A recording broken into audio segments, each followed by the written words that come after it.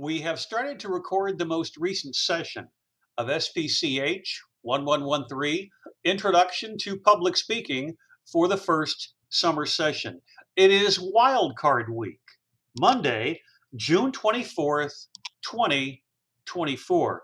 For the first couple of days of the week, we will be interspersing presentations that you continue to send me that may be both persuasive and informative, with examples of wildcard speech research today and wildcard speech topic selection tomorrow.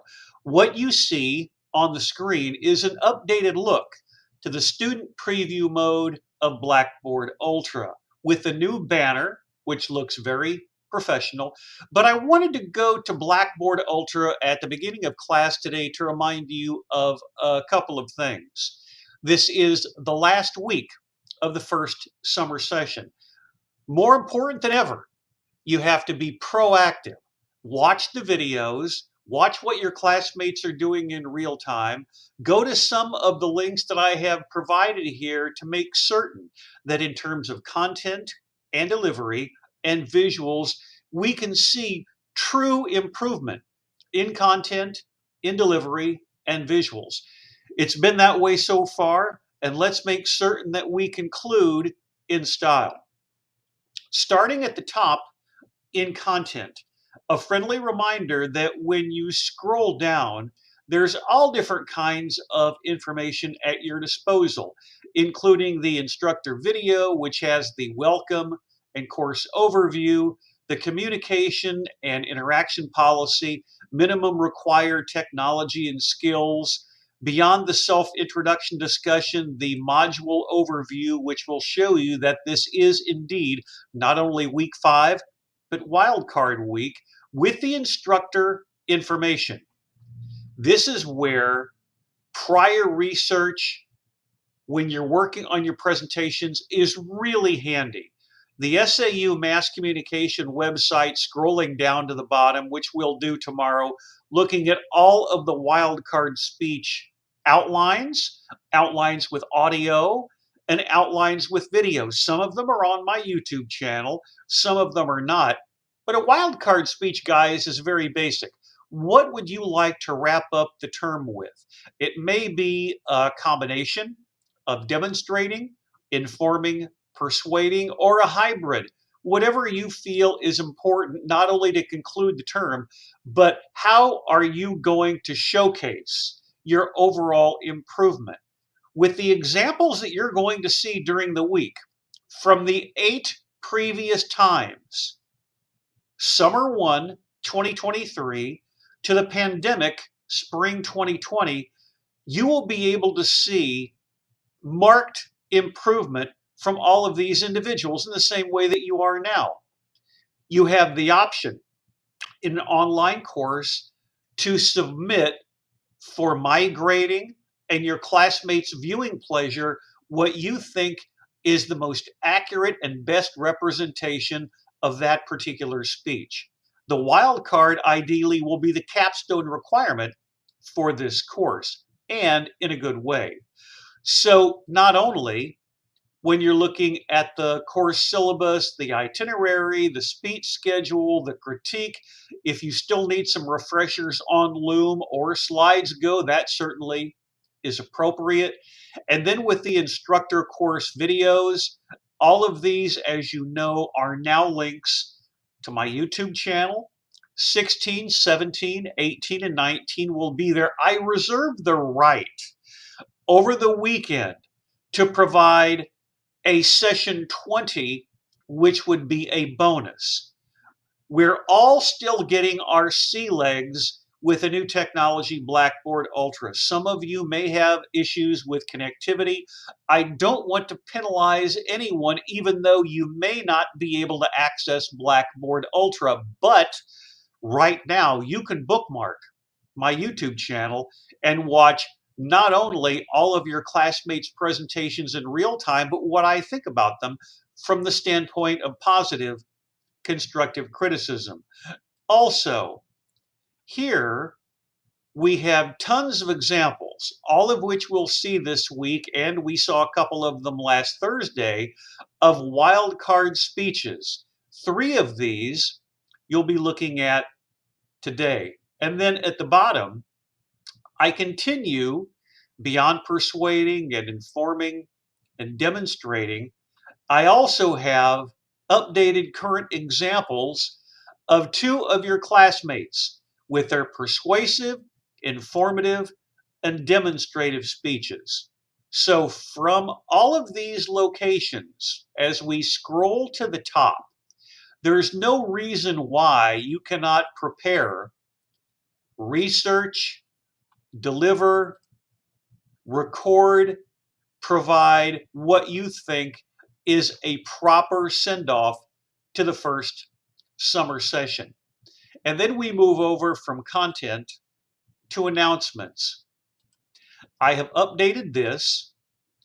Thursday instructor course videos will be recorded and posted in the evenings, weeks 2, 3, 4, and 5 this week for the wildcard speeches to include all graded speeches for that week. And that's why, in case anyone has a problem with recording, I reserve the right, for the sake of posterity, to include in a bonus session anything that may be a leftover informative or persuasive or wild card speech that I can include before grades are due. And grades are going to be due very soon. I'll talk about that later in the week.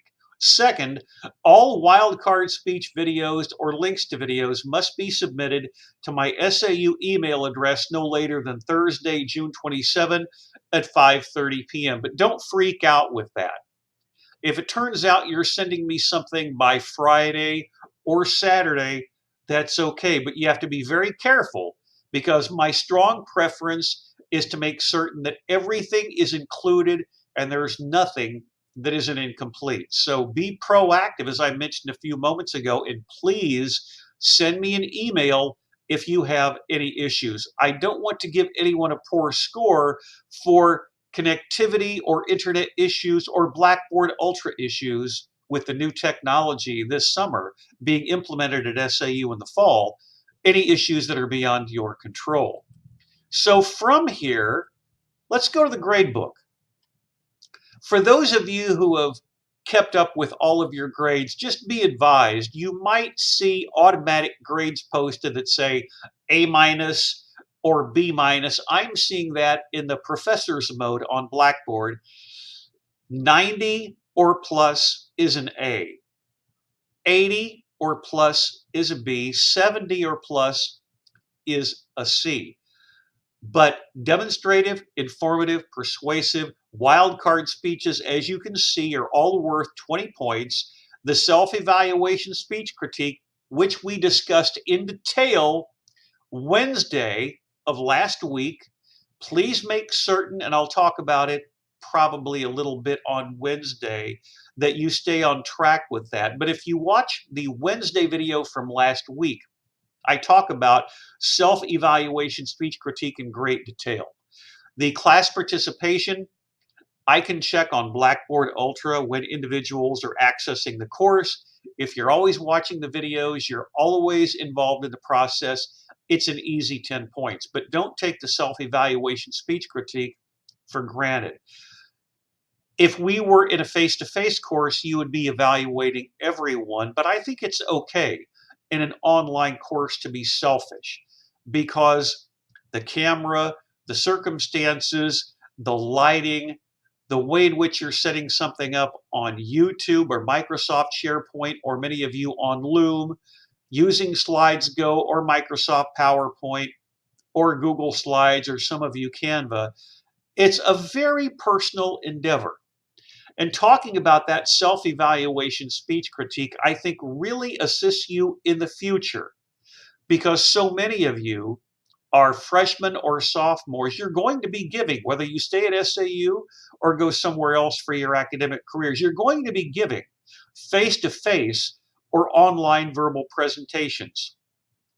Knowing what you look like, knowing what works for you in terms of being extemporaneous and conversational, with the text image balance, with design consistency in your slides, with the interactivity, with time management, it all matters, which is one reason that in 2017 I changed to a self evaluation speech critique format. Now, let's go back to content and leave it right there for the time being. Remember, when you are at my website, you scroll down on instructor information. I'll remind you one more time. Scroll down to this location, SAU Mass Communication website, which is where we'll spend a lot of time tomorrow for wildcard speech topic selection. Anything that you would like to discuss, and at the end of class, we'll go back to my YouTube channel and examine a playlist, which will consist of, as you can see, 3 speeches today from this list. On Friday of this week, I reserve the right, like I said, to incorporate a bonus session just in case you need a little bit of extra time. Thursday of last week, we watched Stopping Puppy Mills, and we also were looking at other presentations from years gone by.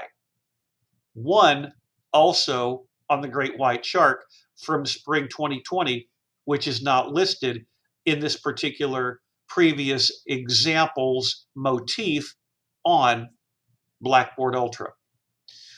Before we show you wildcard speeches from years gone by, let's get caught up with a couple of you over the weekend who gave me leftover speeches. I'll be doing that all the way through the week. We'll start with on Loom, and I'll put the tab up for you in a moment, a leftover persuasive speech.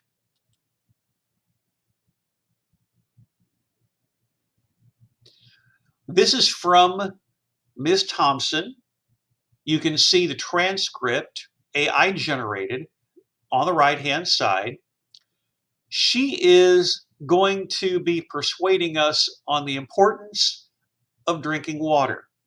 And especially with the weather the way it is right now in the Arklatex, you can imagine the importance of staying hydrated.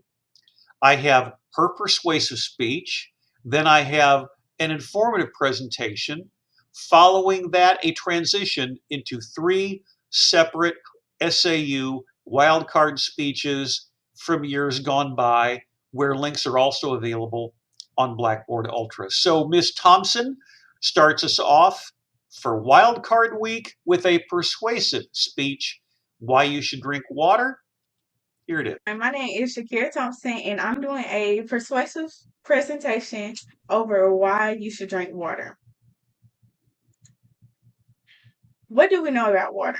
Your body makes up 50 to 75% of water. Even though your body makes up that much water, we still need fresh supplies every day to make up losses for lungs, skin, and urine. So men and women have to drink different amounts of water each day because women should drink 11.5 cups a day because it improves menstrual cramps. It reduces the risk of urinary tract infections. UTIs are very easy to get, but if you mainly don't drink water and you drinking pops and everything every day, then that's not good for your body. And you can have urinary tract infections and your urine can get bad because that's what a UTI is. And then it helps fight bacteria from your body because women have different like bacteria cells that men don't have and that they need to take care of. Men should drink 15.5 cups a day because they have bigger systems to keep hydrated because they have less fat to burn. Women have like more body parts than men, and they have more fat on their body than men, and they need to drink more water because they don't have to burn as much fat as women. So some benefits of drinking water: carrying nutrients and oxygen to your cells, flushing bacteria from your body,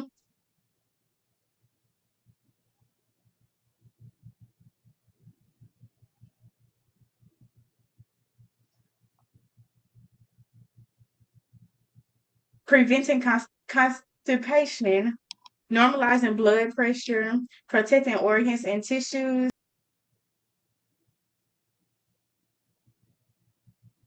and regulating body temperature. So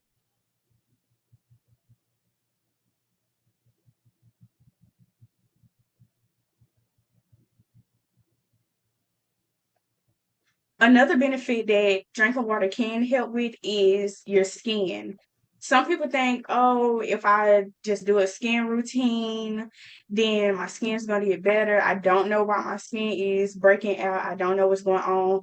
Drinking water is the main reason that your skin is not healthy, that is cracking, breaking out. And I am a witness to this because once I started drinking a lot of water, I realized that my face started getting better and that it wasn't breaking out as much, and my pimples and everything were like going away. It also boosts energy. Some people think, oh, if I drink an energy drink, then I'm going to wake up, I'm going to get energized for the day. Water is the biggest source of energy that you can get besides the energy drink. Energy drinks, especially for women, are another way of getting like urinary tract infections. And energy drinks are not good for your body at all or for your heart rate. And they're mainly made so you won't go to sleep. And they cause your heart rate to beat faster and stuff. But if you drink water, you will get more energy and you will also like just be healthier. And then water is another way for weight loss. A lot of people realize this if they stop drinking like sugary drinks and everything than drinking water, because water causes you to urinate a lot, and that water fat and everything will just like be released from your body, and it helps with weight loss. Try to stay away from carbonated drinks or drinks that contain a lot of sugar, especially every day. Like I said, it's mainly to help your urine, to help fight off bacteria, and drinking like that many cups a day, and even like try a gallon a day, like that can help. Even if you don't get to a gallon, get to half a gallon, because you will realize a big change, especially in your mood, energy, in your body, and you will feel like better if you do drink water. But thank you for participating and listening to my presentation. I'm not sure what happened there at the end, but always remember to leave your final slide up on the screen or the might just go blank as we saw. So you guys know the routine by now.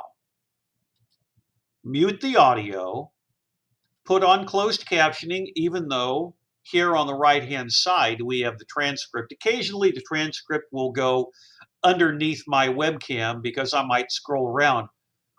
But this is the third of four speeches from Ms. Thompson. Is she improving, first of all, with her level of confidence and being extemporaneous from which the conversationality will flow? The answer is yes. Is it perfect? No. I did pick up a couple of vocalics, but the routine is this: recycle, audio down, no issues with the lighting or the webcam, very confident, very likable on camera. You may have noticed, and I'm guessing this may have been some type of connectivity issue on her end. Right around the 2 minute mark, the video paused. There was a little bit of a break on at least two occasions. Has no bearing on her grade, and if it happens to you, it's the same thing. Whenever I do something on Loom, I may not necessarily be 100% satisfied, but I just keep plugging away because if I like most of it, I'm going to keep it. And it's a lot longer than what you're working on. And I do this live with no intentional video editing. I want it to be real in terms of content. A little nervous touching of the hair, comparing and contrasting women and men with hydration.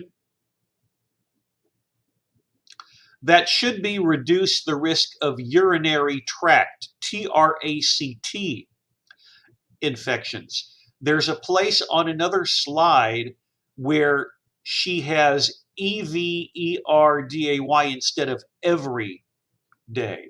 It's a little bit more challenging when you're putting slides together to do a spell check. In my case, because I also have Grammarly, I can drop and drag any of the text within a slide and check for any kind of issues with spelling, grammar, syntax. But always double check this. And as I've indicated on numerous occasions, have someone look over your shoulder. Some of the benefits, very colorful, nice setup here. She's not putting in a lot of text, so that's going to stimulate the ability to keep the eye contact and remain extemporaneous. So we've gone past the 2-minute mark. Doesn't appear to be much of a hitch in terms of the ability to remain extemporaneous here. Let's take off the closed captioning, mute the audio, go to the last minute of her presentation, as we've been doing with everyone during the term. How is she wrapping this up persuasively? And also, like I said, keep in mind for the speaker, go ahead and leave that last graphic up on the screen so it doesn't go black. Pause 1001, 1002, 1003. It may seem like an eternity to you, but it's better than not having anything on the screen. Let's go to roughly her last minute. Bring up the audio. Here's her conclusion. So, like, just be healthier.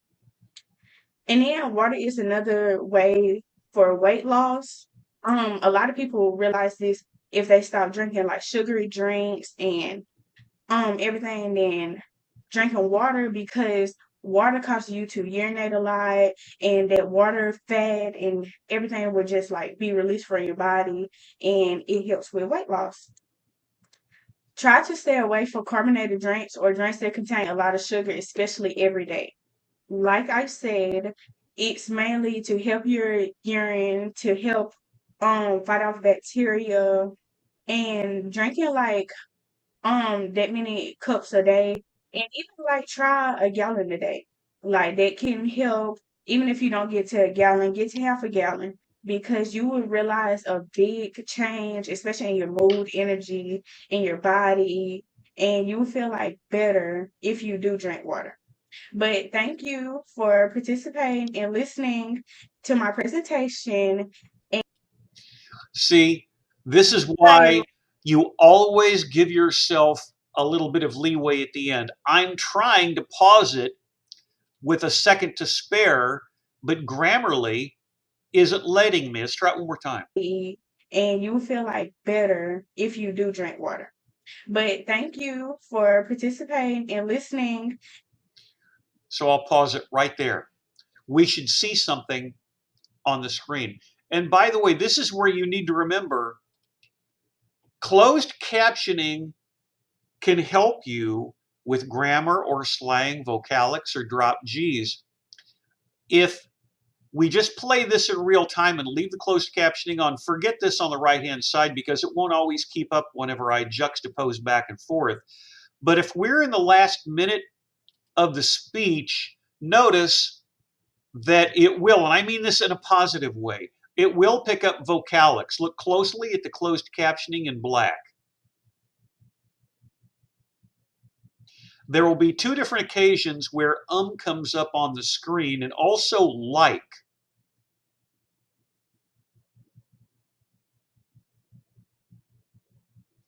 her extemporaneous quality is really improved.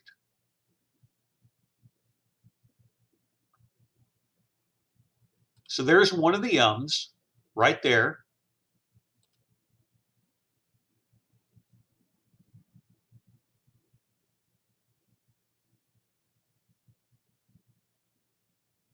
We're looking at the structure of her sentences, and she is speaking in complete sentences, and that's nice to see as well. But if you scroll back, you watch the video, she has twice, and then there's a like. That's not unusual. We do it all the time, but being aware of it is so helpful. Now, let's end on a positive note, going back and looking at her slides in just a moment. Webcam, default, bottom left-hand corner, obviously very knowledgeable, very sincere, very persuasive. Are there things to work on in terms of spelling, in terms of vocalics or drop G's or slang? Yes, but they are eminently workable. Good title slide, why you should drink water. And then we just scroll along and look at her storytelling. What do you know about water? Comparing and contrasting, which is nice because obviously there are gender differences. What are the benefits? Of course, water is so different today because there's so many different ways not only you can consume it, but different ways to really make water an energy drink. And she discusses that well in terms of helping the skin with hydration, the boosting of energy, potential caloric benefits, and then staying away from carbonated drinks. And I believe that's her last slide. So we'll leave it right there.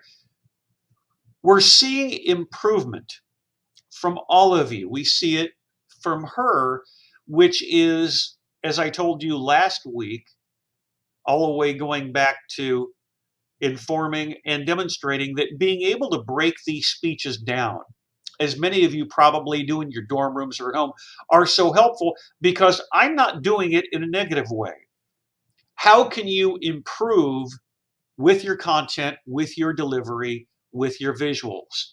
Think about that as you are working on your wildcard presentations this week and transitioning into your self-evaluation speech critique.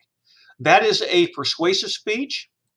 We will move on to a leftover informative speech.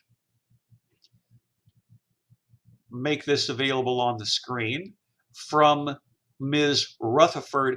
You've seen, if you ever watch reality television, there are shows, and they're very sad, about people who are hoarders. You don't necessarily think about that until you walk into someone's home and you see stuff all over the place. I am extremely organized. I don't like clutter. I don't like a mess because it saves so much time. And I'm that way when it comes to this class. Everything is as organized as possible so I can be constructive and positive in how all of you can improve. And if you look behind me, that's not for show.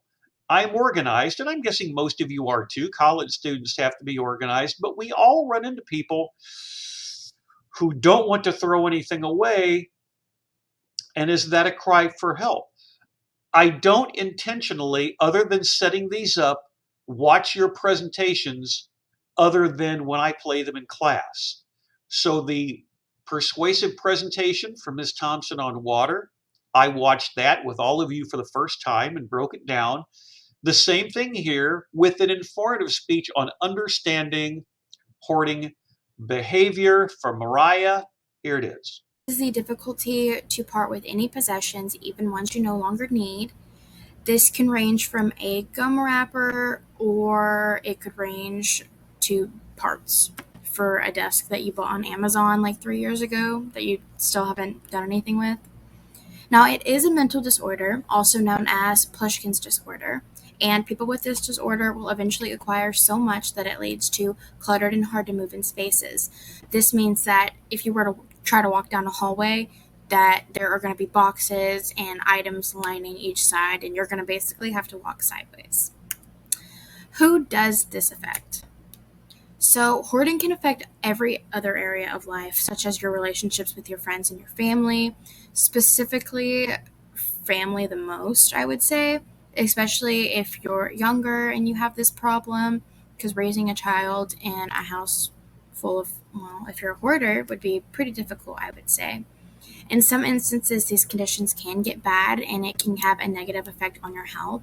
When you have a lot of items really close together, especially if you have certain heating, like gas heating, it can get damp and that can cause mold and mildew, which obviously would affect your health. And hoarders may also have a difficulty with decision making, planning, and organizing. So it doesn't just affect their home life, it also affects their personal life and go about doing things. How does hoarding happen? Hoarding can be related to painful feelings or stressful life events, such as the death of a loved one. Some researchers believe that hoarding can be related to childhood experiences of losing things, not owning things, or people not caring for you. Now, these are just some examples of how hoarding can happen. It's not all of them. Uh, in my personal experience, hoarding can happen anywhere to anyone. It's not a specific thing. It's not like, oh, if you have these conditions, it's exactly what's going to happen to you. But studies do show that about 30 people out of 742 are hoarders. This means that statistically you may have met maybe one hoarder in your life. That does not mean that you can't meet more than one or that you haven't. You may not have met any. The point is that there's not that many hoarders, but if you really think about it, 30 out of 742 is still a decent amount considering how many people there are. So, how to recognize a hoarder? Hoarders may have so much clutter that they can't use rooms in their home, that it's difficult to move around. They'll clutter junk mail, carrier bags, or things they intend to reuse or repair. Going back to those parts from that Amazon desk that we bought. But it can also be things like books, cooking stuff. It could be board games. I have like 5 Monopoly boards. I don't know why. I don't play Monopoly, but I have 5 of them and I cannot bring myself to get rid of any of them. I also have a significant amount of Walmart bags and I don't need them all, but I also cannot get rid of them. So, what can you do to help? So, you need to be respectful and not call their things junk or trash. That will only upset them. Be patient with them. They may not realize they have a problem. Don't pressure them into letting you into their space or cleaning anything. If they realize they have a problem with or without your help, offer to get them help and reach out for them. A very important thing you need to know is to hoarders, all of these things, whether it's junk or trash to you, is somehow important to them and they feel like they want to have it. If you felt that way, you wouldn't want people calling your things junk or trash. Say you have a really large makeup collection. I'm speaking to my girls. I don't know how guys work. You have a really large makeup collection. And there's makeup in there that you've had for like 3 or something years, way past its expiration date. It's not good anymore. It's not like it was particularly expensive, but you still have it. And you don't really know why. And you can't bring yourself to get rid of it. If someone came by and was like, why do you have all this junk? You would get upset. And you would like, no, get out of my face. That's kind of how they would feel if you called a hoarder stuff junk. And thank you guys for listening. I hope you were able to learn something from this.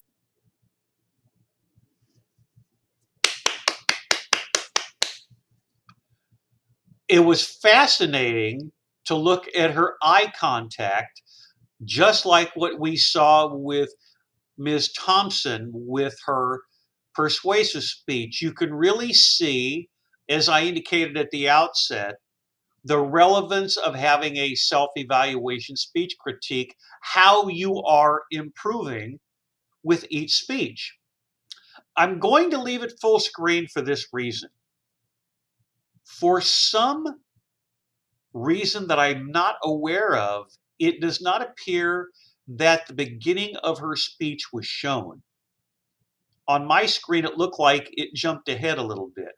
So for the record, I'll leave it full screen and play at least the first minute before I make the screen smaller. So let's officially go to the beginning, check out her introduction, go to at least the first 90 seconds and take it from there. I'm going to be telling you guys about hoarding and explaining what it is. So, hoarding is the difficulty to part with any possessions, even ones you no longer need. This can range from a gum wrapper, or it could range to parts for a desk that you bought on Amazon like 3 years ago that you still haven't done anything with. Now, it is a mental disorder, also known as Plushkin's disorder, and people with this disorder will eventually acquire so much that it leads to cluttered and hard to move in spaces. This means that if you were to try to walk down a hallway, that there are going to be boxes and items lining each side, and you're going to basically have to walk sideways. Who does this affect? So, hoarding can affect every other area of life, such as your relationships with your friends and your family, specifically family the most, I would say, especially if you're younger and you have this problem, because raising a child in a house full of, well, if you're a hoarder, would be pretty difficult, I would say. In some instances, these. So I was doing that to be safe. You'll notice that the timers are not in sync. One of her recordings says 1 minute and 10 seconds, and directly underneath the blurring, it says 120. Now, let's evaluate her presentation from this perspective. Going to closed captioning, leaving it where we are, checking out the complete sentence structure. Because I have not moved around the video, we still have the purple paragraphs in highlight above my webcam. But let's check this out. We'll eventually go to the beginning, examine her visuals or her images if she had so chosen. And remember, we've had presentations where people have incorporated video clips into their speeches during the first summer session. This would have cried out, if she had wanted to, for a video clip from either a documentary or from a hoarding reality show. Because a lot of this stuff is just scary when you watch it, where people don't want to throw stuff away and they're trying to justify it in their own minds. Let's pick it up from here.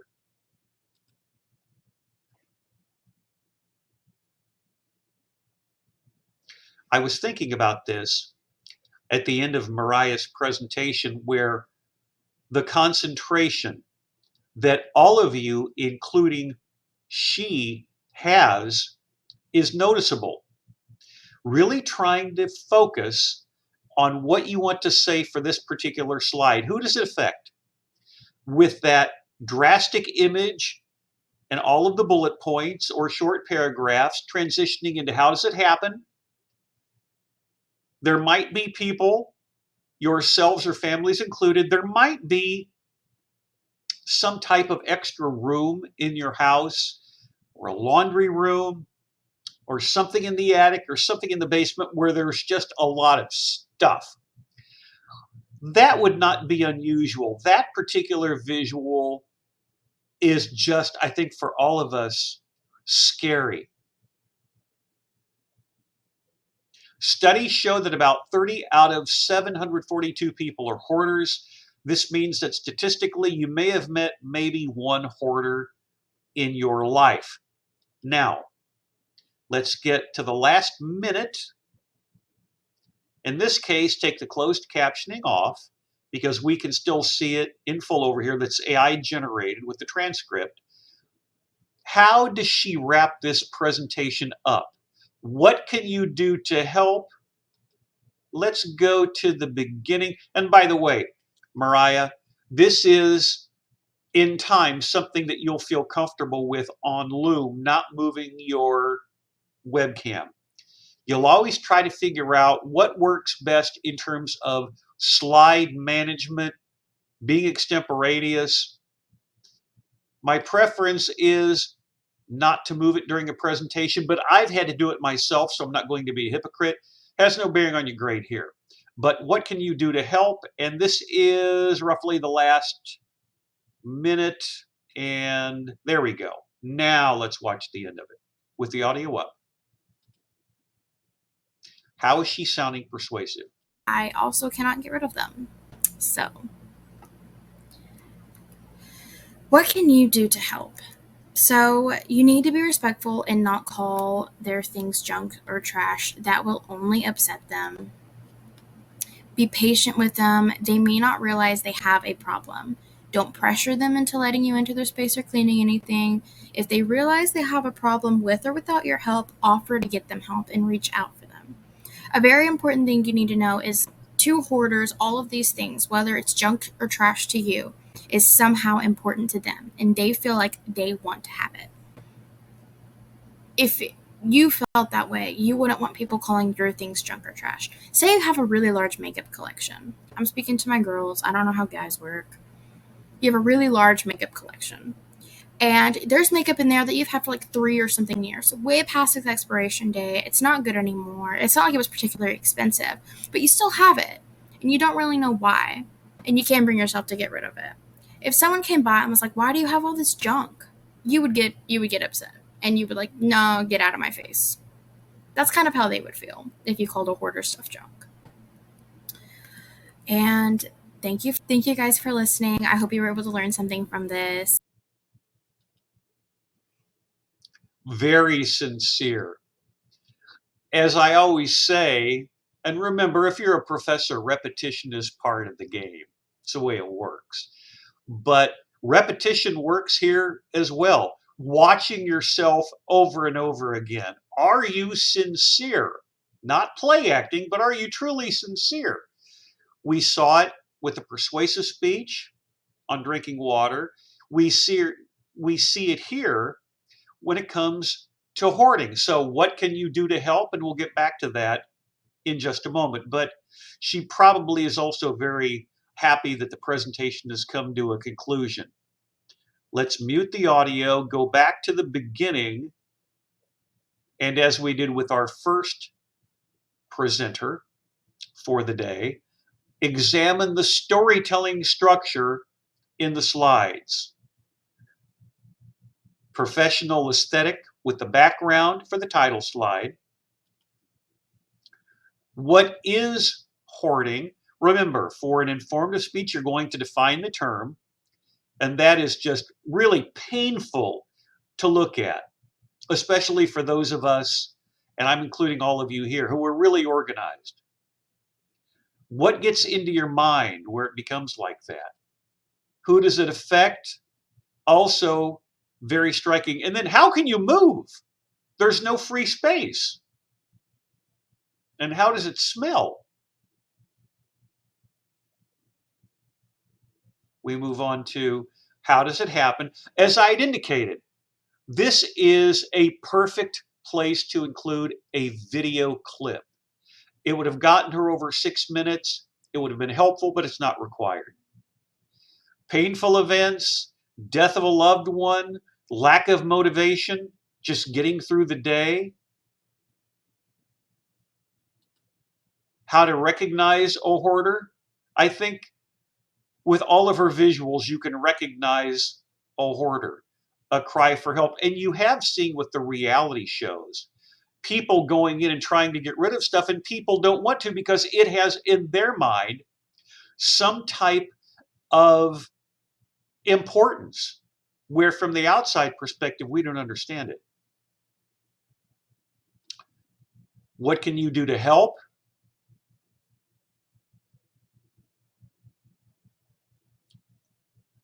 And there you have, with the slightly different location of the webcam. Let's play the last few seconds. Look at her eye contact. Just look at her eye contact.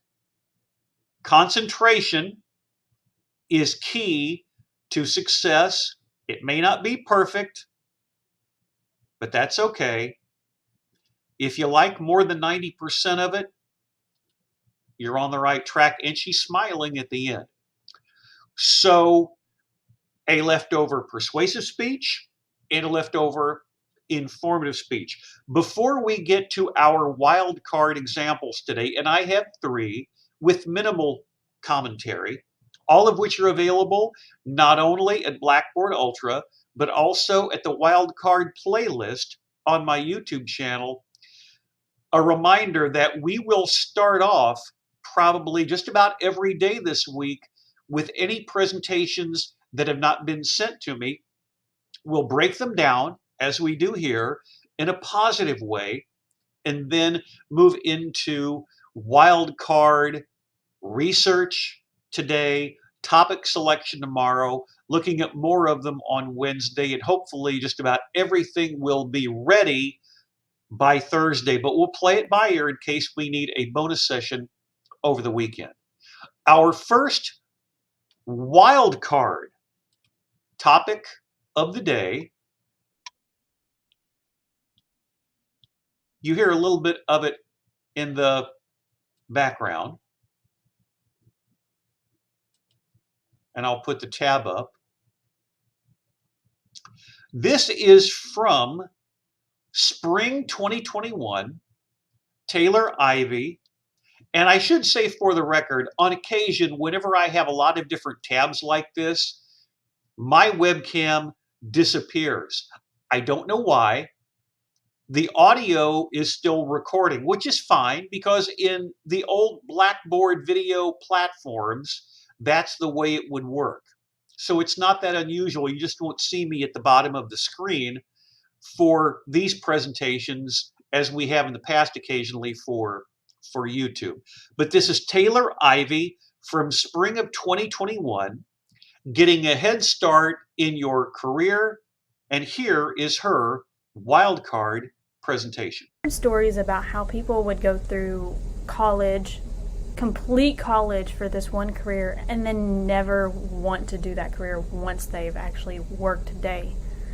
And I did not want to do this when I started to do my pre-vet. So I got a head start in working at an animal clinic so that I would know what I'm getting myself into. My name's Taylor Ivy. This is my wildcard speech for Introduction to Public Speaking, Spring 2021. I'm going to be talking to you about getting a head start in your career path. So it's not just in veterinary medicine. This applies to any career that you have to go through college to get into. Not even just for medical practices, but other things too, like teaching. Maybe you end up not actually liking working with kids and you went through all your teaching and have to change your career path because you don't like it. What this actually does for you with getting experience while you're in school is it allows you to make connections before entering the workforce so that you will have support in what you're doing. You'll know some people so that you can ask them questions if you have any questions. It allows hands-on experience. You can get to know what you're going to do day to day, and you can prepare for the tasks that you have to do. For me, I'll have to put in IV catheters, I'll have to draw blood and everything like that. What I'm working now during school, I'm working at a vet clinic, it has helped me learn how to do all of those things, and in the future it'll be easier for me to continue my education rather than having to relearn or learn for the first time when I'm out of college those basic tasks. It looks really good on applications for jobs when you get out of college and professional schools if you're going to a professional school. And like the example that I used when I first started talking, it allows you to make sure that you like that career before you put all of that time into actually learning about the career and learning how to do that career. And while making connections, you're making friends. To the left right here is Trapper, the orange tabby. To the right is Possum. And of course you get to meet other humans, but in the veterinary field you get to meet all kinds of pets and cats and dogs and these are the two sweetest cats I've ever met, and I just wanted to add them in here, saying that it's the best experience to be able to learn your career and get to know what you're going to actually be working with. And I also got to experience taking care of critical care patients where, for example, this is Dax. Dax had a condition where she was unable to move any of her limbs. For a while, she was just stiff. It was like she was always just, all of her muscles were tensed up, and it was horrible. And after about 4 weeks, she was able to walk again. But over that progression, we did physical therapy on her. She got medication daily. We had to spoon feed her because she couldn't get up and get her food. We had to put sub-Q and IV fluids in her because she couldn't get up and drink very well at all at first, but not very well after she got a little bit better. But this is Phoebe, one of the clinic cats, actually being very cute, cuddling with Dax. And Dax is so sweet. This was about 2 weeks after she came in. What are you doing? What you doing, Phoebes? Phoebe. I got to do a lot of her physical therapy and see the progression of it. And that's when I knew that I was dedicated to this field and I really want to work with animals and help them get better. To get your foot in the door, I started asking my local clinics if I could work with them when I was 16 years old. And a lot of clinics don't want to hire anyone below 18 years old. That's how the one that I'm working here in Magnolia is. But the one I worked with at home, which is Westridge Animal Center, they actually hired me when I was 18 years old, or 17 years old, when I was a senior in high school. To get that job at Westridge, I had to ask the doctors several times. At first, they told me that they had enough help. That was the summer before my junior year. I wanted to work after school, 3 o'clock to 5 o'clock to do kennels, and they told me that they can't do that because they have enough help. But that next summer, before my senior year, I asked them if I could shadow rather than applying for a job. And while I was shadowing, I actually did end up applying for the job again, and they decided to hire me because they seen how much I wanted to work in that career field, and they were pretty much teaching me while I was shadowing too, so it was a win-win for both the clinic and I. That is how I got into it, but the things that I've gained from that, I was able to list my hours of working at that clinic on the scholarship applications that mentioned that I wanted to be a pre-vet major, so that they would know that I wanted to go into that career. Because if you say that you haven't been to a clinic, shadowed at a clinic or anything, they'll go, maybe we don't want to give her money because she might not actually want to do that, and they'll be on the edge of not wanting to. But if they know that you have had experience, they're going to be like, oh, she knows what she's getting into, let's give her money to support her. I was also able to make connections here in Magnolia to get a job at Eastridge Animal Hospital, and I got good references because the two doctors actually know each other, and I just have a really good boss over there at Westridge, and she helped me get in. And I actually shadowed for a few weeks over here, and he agreed with her that I was a good fit for the job, and that's how I got over here. It has extremely helped me decide that I want to go on to be a vet. And here's another example of getting to meet sweet dogs and, of course, people, but I love meeting the animals and making connections. This is Coco. She's the sweetest little thing. Good girl. What are you doing? Thank you for listening to my speech. This is my wildcard speech for Introduction to Public Speaking, Spring 2021. Thank you. The first thing you notice from Taylor, is the level of comfort that she has at the end of the spring 2021 semester. From demonstrative to informative to persuasive to wild card, all of that practice, all of the viewing of class sessions, which we were doing then as we are now, I just wish I had them for posterity, all of the videos she recorded that we never saw come to fruition by talking about a potential career working at an animal clinic. The inclusion of more than one video clip that she took of happy animals. The webcam on the bottom right hand side, which shows her level of comfort and ease of being on camera.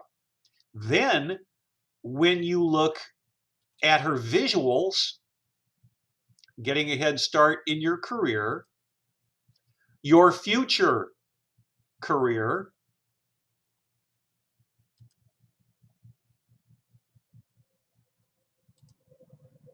making friends with their experiences, experience with taking care of critical patients. And remember, she played the video where the guy there on the right hand side starts to wag his tail, or move any of her limbs, I should say. You can see a little bit of the video clip moving. How to get your foot in the door. So it's research plus personal experience, things that she has gained working, getting in the door for a job at East Ridge Animal Hospital in Magnolia, which I'm aware of. And then at the end, playing the video. We'll pick this up. Over here, and he agreed with her that I was a good fit for the job, and that's how I got over here. It has extremely helped me decide that I want to go on to be a vet. And here's another example of getting to meet sweet dogs and, of course, people, but I love meeting the animals and making connections. This is Coco. She's the sweetest little thing. Good girl. What are you doing? Thank you for listening to my speech. This is my wildcard speech for Introduction to Public Speaking, Spring 2021. Thank you. It's such a nice way, in Taylor's case, to end the course on a positive note. Something with a wild card that you really want to talk about. Doesn't have to be overly serious, something that you really feel strongly about in most cases. Nothing calls attention to itself with her visuals, her organizational structure, or her webcam. Well framed, well lit, bottom right hand portion of the screen. But I have two more. That one was close to 8 minutes. The next one that you are going to see,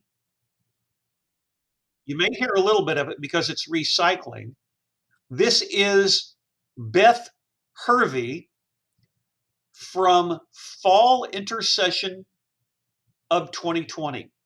The month of December, during the pandemic, as I've indicated previously, these students, like you in the summer, had exactly 19 course sessions. Her wildcard speech, which is right at 5 minutes, is how to build credit. Here it is. Hi everyone, my name is Beth Hervey, and today I'm going to be giving my wildcard speech over how to build credit. Why do you need credit? Credit is often defined as the ability to borrow money, access goods or services, and it's often called your borrowing capacity. A good credit score is needed in order to buy a house, buy a car, take out a loan, get on certain phone plans, obtain insurance, and to refinance loans that you might want to do in the future. One of the easiest ways to start a line of credit is to get a credit card. If your parents have a really good credit score, you can ask to become an authorized user on their credit card, and that will automatically transfer over their credit score to you and give you a really good head start. Discover offers a great student credit card called Discover It that offers cash back, no annual fees, and 0% APR fees for 6 months. Trying to treat your credit card as you would a debit card is very important. It's important that you only buy things that you have the money right then to pay back. This will set you up for success in the future. Taking out a loan is another really good way for your credit score to increase. Paying the loan back quickly before it accumulates too much interest just makes that you are responsible and thus increasing your credit score. I personally started to work on my credit score over this past summer whenever I was taking classes here at SAU, and I took out a student loan for my classes that I had the money to pay back because I was working full time. And once the classes were over, I paid it back almost immediately, and it helped raise my credit score almost 50 points. Checking on your credit score. Always check on your credit score for inaccuracies, because a lot of times these inaccuracies are caused from identity theft. So it's really important to keep up with your score and to keep an eye on it to see if those inaccuracies are caused from you or from someone else. My bank allows me to see my credit score on their mobile app, and yours may too.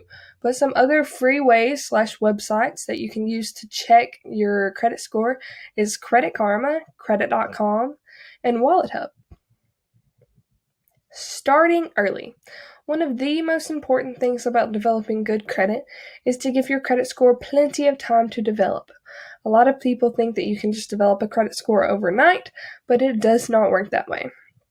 Your credit score looks at how long you've had lines of credit, and the longer your lines of credit are, such as things as your credit card or taking out a loan, the better your score will be. So start early and get ahead on things. Here is a chart of what credit scores look like from 300 to 850. You can see that 300 to 579 is considered very poor, 580 to 669 is fair, 670 to 739 is good, 740 to 799 is very good, and the exceptional is considered 800 to 850, which is what you should be striving for. Mistakes that can lead to bad credit are things such as missed payments. Missed payments are one of the biggest factors to bad credit scores, and they'll follow you for the rest of your life. Too much credit card debt is also a really bad factor, and high credit card balances can lead to a much lower credit score. And not creating a budget is often what leads to a lot of these things. Going back to what I said on the credit card slide, using a credit card whenever you don't have the money to pay it back often leads to things such as credit card debt and a missed payment. It is never too late. It's never too late to start building credit or to start correcting your credit score. I personally did not know about any of this. My parents grew up in a time period where credit cards were considered bad and didn't know much about a credit score, and they got their credit score from taking out loans, but nowadays a lot of times you can't even take out a loan without any sort of credit score to begin with. So it's really important to get on top of this and start building your credit score now while you're young, or even at whatever your age you're at, because it will really help you out in your future and whatever future goals you have in your life, and help you build the life that you want with the things that you want.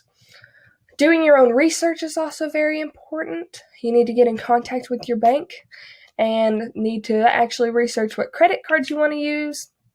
The Student Discover one that I mentioned is a very good one. I personally have it, and I think it took me under 15 minutes to apply for it, and then it took about maybe 2 to 3 hours for them to reply back to me saying that I was approved. And just like that, I started a line of credit, which automatically boosted my credit score. So I hope this has been informative, something that I never had, and something that I had to do my own research. So hopefully you will do your own research, and thank you so much for your time. What do you notice from both of these speakers?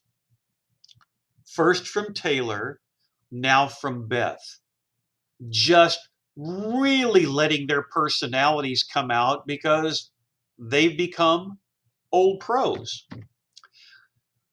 I intentionally am not using the closed captioning on these three individuals, with the third coming up in just a couple of minutes, primarily because in their cases, they've watched themselves so often, they're pretty much into the realm of speaking in a complete sentence structure. Now you want to clean up the grammar, the slang, the vocalics, the drop G's, those types of things.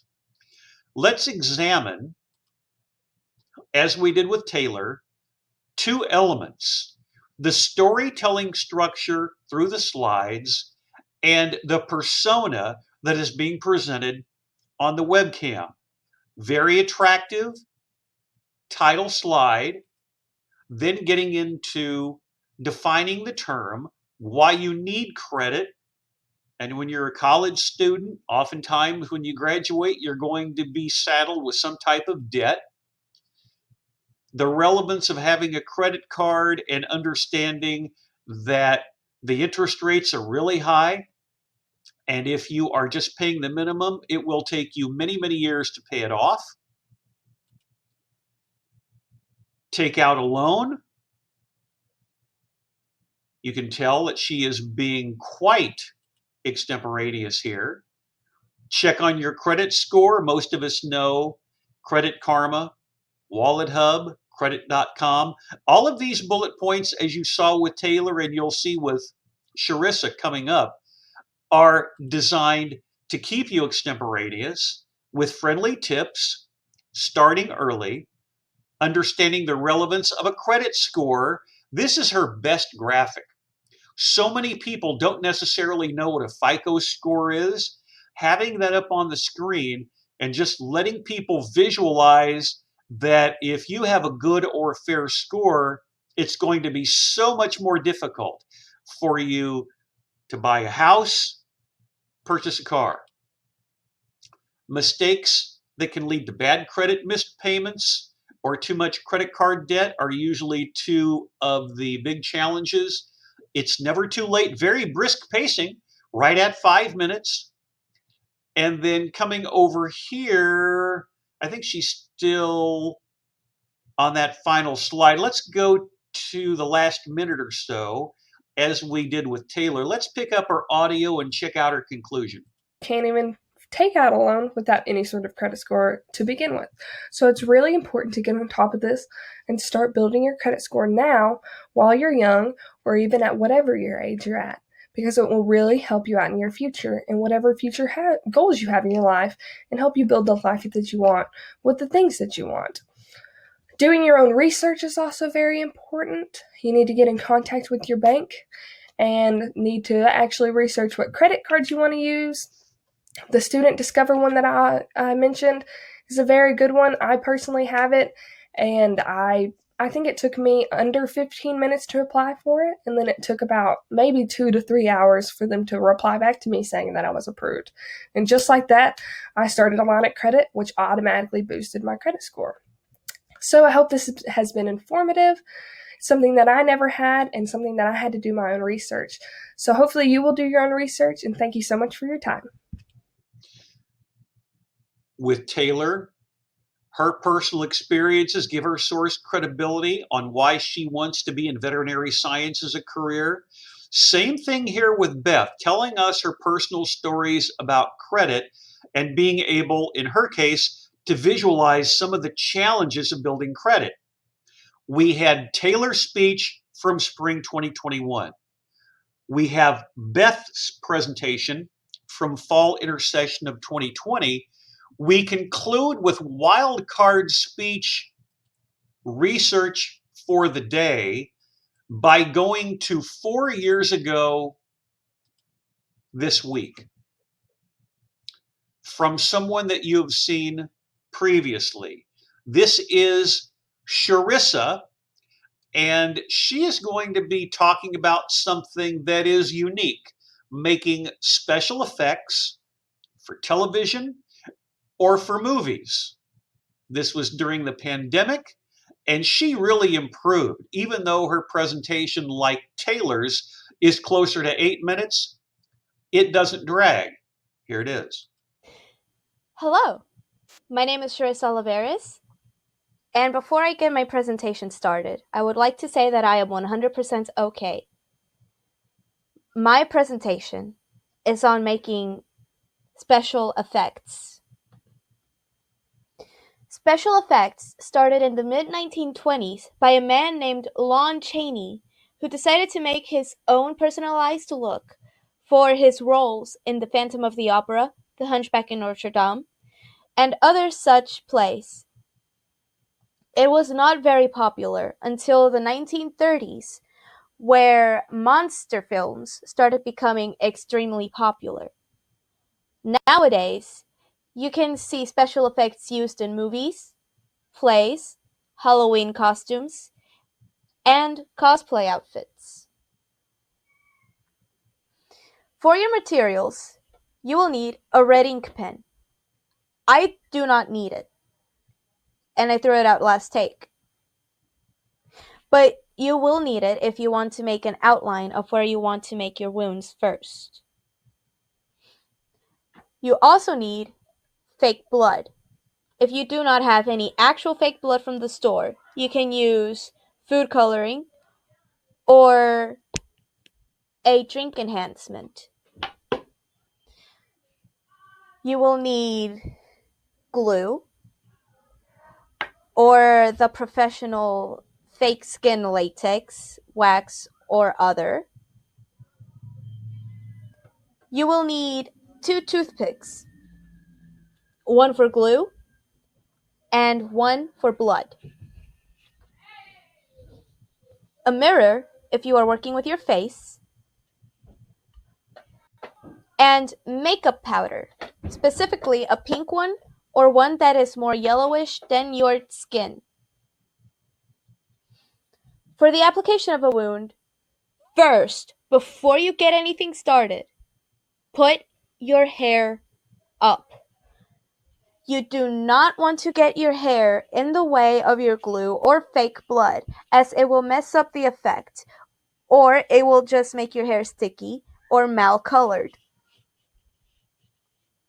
Once you put your hair up and away from your face, what you want to do is make a line of where you're going to have your wound. I am running out of wound space, so I will be making my wound right around here. Once you make your outline, you want to take your powder. Depending on what kind of wound you want to make, old or new, you grab that color. If you're making an old one, you will take the yellowish. If you want a new one, you will take the pinkish. I will be using an older wound. And what you do, where you outlined, if you outlined, you add the powder. It gives the base illusion of being old skin, or skin that had to grow back. Once you get that out of the way, you take your glue or your fake skin, depending on what you are using, and take it off of the stick. Once you get it off of your glue stick, make sure that you have a generous amount. If you have for a big wound, you're going to need more than this. If it's a small wound, this should be enough. Take the glue off of the stick and apply it to where your wound is going to be at, smudging as you go. The smudging is so that it can 1. Dry faster, and 2. Look as closely as possible to skin. If you don't use enough glue, that is okay. You can always go back and get more glue in this step. If you are satisfied with how much glue you have and where you put it, take your glue stick one more time and draw a line right down the middle of it. The next part is the fun part. Fan it a little. This helps it dry a little bit faster. Once you have fanned it, take your fake blood. If you want a fresher wound, use a darker colored blood or more of your drink enhancer. You get your toothpick for your fake blood, get a generous amount of fake blood on it, and make a line right through the line where your wound is at. This should give the illusion of either bleeding or having been bleeding.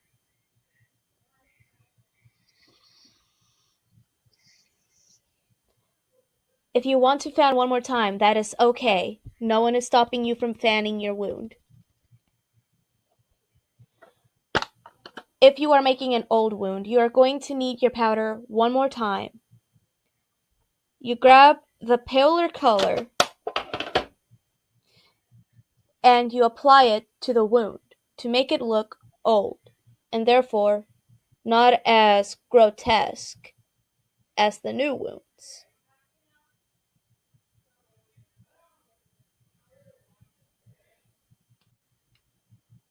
It takes a bit for glue to dry. As you can see in the picture there, I have some purple still left over from the glue I was using. This is okay. It is normal. It takes a little bit for glue to dry. If you are not a patient person, you can use a blow dryer if you prefer. Or, if it was too much glue and it's not drying fast enough, you can take off all the glue that remains.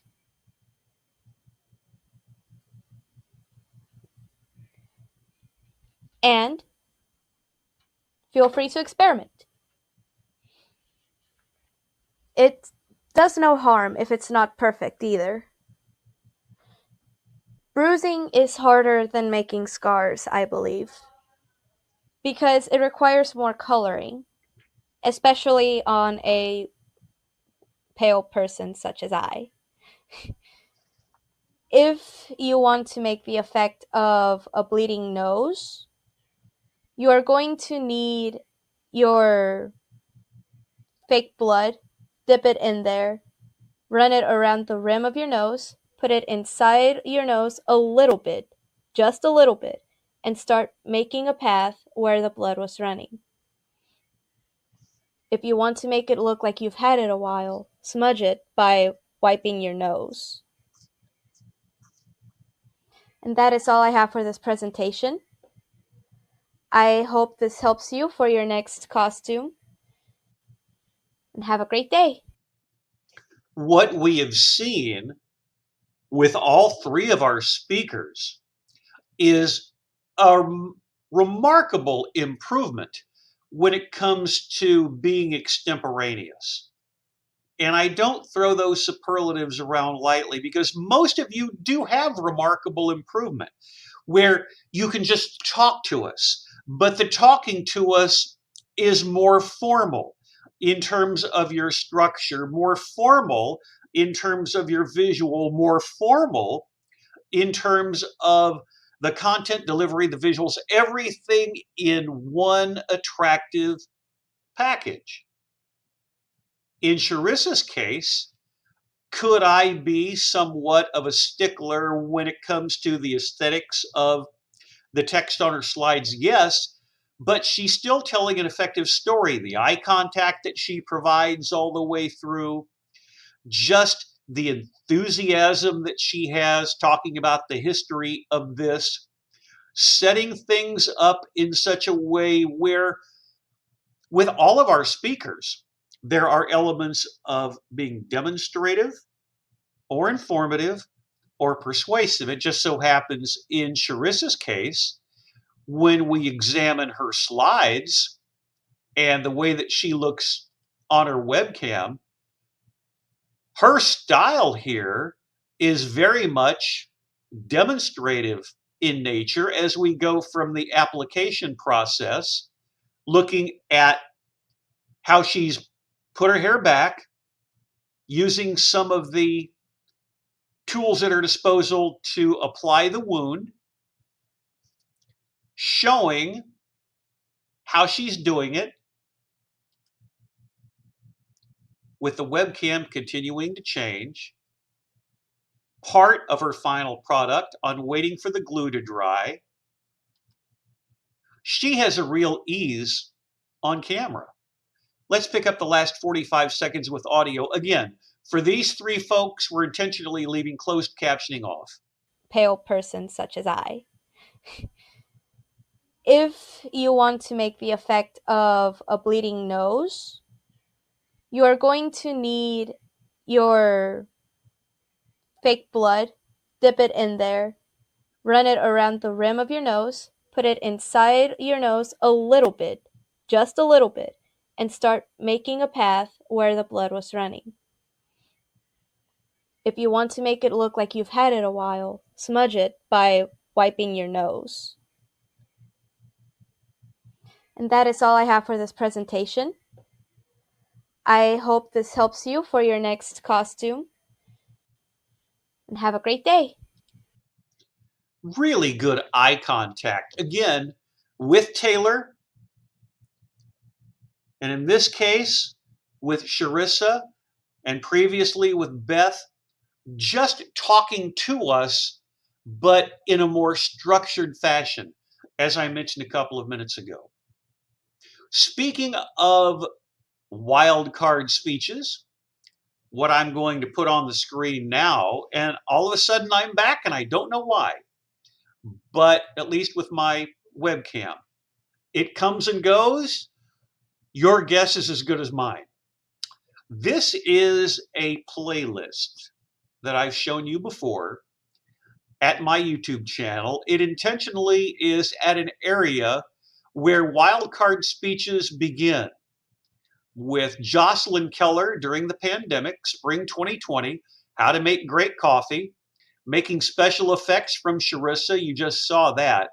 My guess is on Wednesday, some of these that are not in the playlist at Blackboard Ultra will be shown.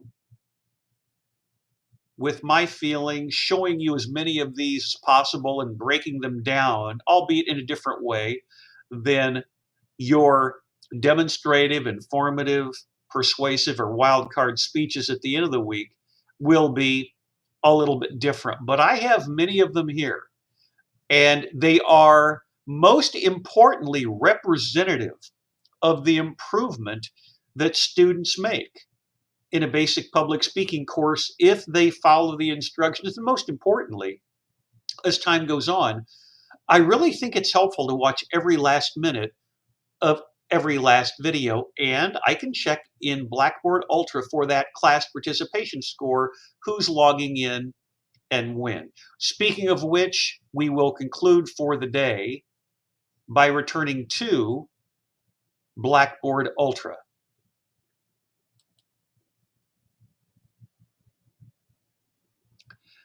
I will scroll all the way down, go back to the top. Current examples, I showed you at the outset. All of these dozens of presentations, including wildcards, are so helpful. I'll get rid of that, minimize it. Here's where I want to go with the course syllabus. Just reminding you of our itinerary for the week.